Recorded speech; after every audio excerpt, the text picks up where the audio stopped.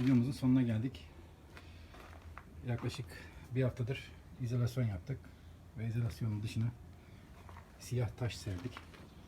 Gördüğünüz gibi bu şekilde oldu. Evin etrafına siyah taş serdik.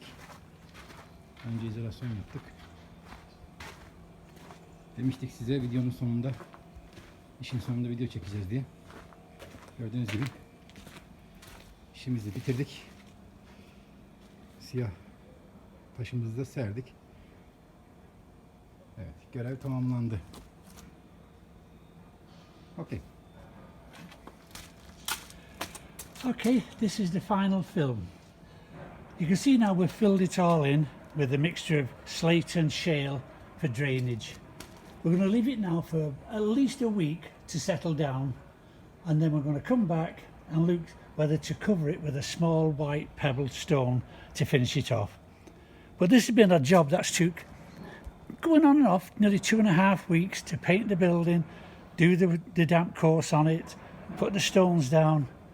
But it's going to be well worth it. The important thing is, in another week or two, the rains are going to come. So it's important to get it finished as soon as.